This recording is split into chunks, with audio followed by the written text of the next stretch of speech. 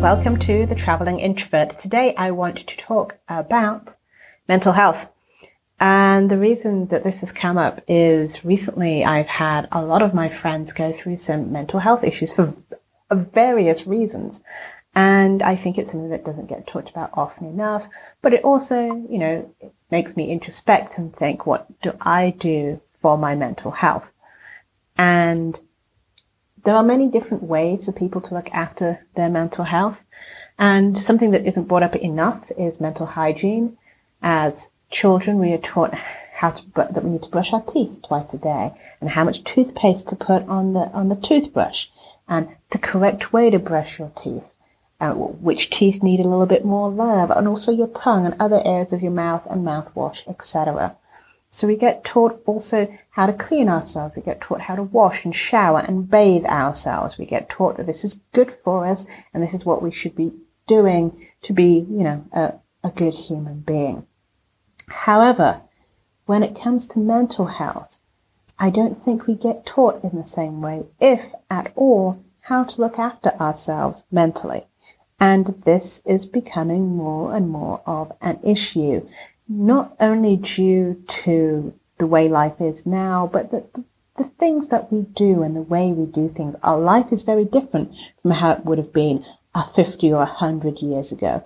We deal with a lot of technology. Our life is much more fast-paced than it used to be. There is a lot of outside influence, a lot of things that happen that, we're more reactionary and we don't do things in the same way. When your email goes off or your phone goes off, you jump straight away. You're like Pavlov's dog when that sort of a thing happens.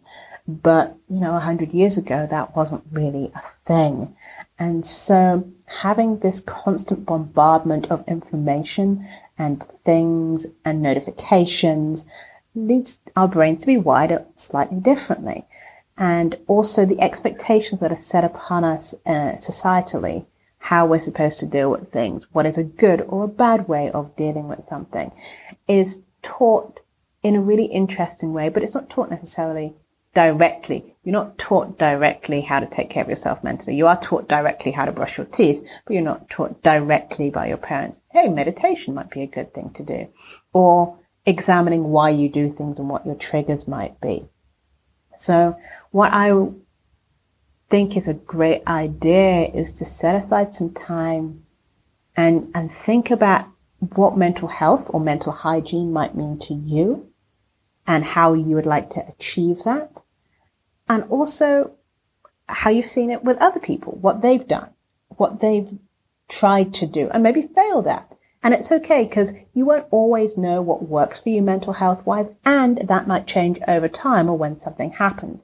I know definitely there was an incident that I had last year that changed my view on a lot of things because of what had happened. And so I then had to try and deal with that. And I'm still dealing with that. And that's fine. That's okay. Don't expect everything to be solved straight away. That's the other problem right now, is the instant gratification thing.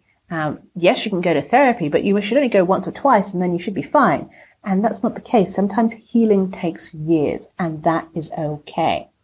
So I'd love to know, listeners, what it is you do for your mental health. Do you spend 20 minutes a day writing a journal? Do you spend 10 minutes coloring? Do you meditate? Do you do yoga? Do you speak to a therapist? What works for you and why is it important? And is it something that you used to do and you've stopped doing and you'd like to take it up again?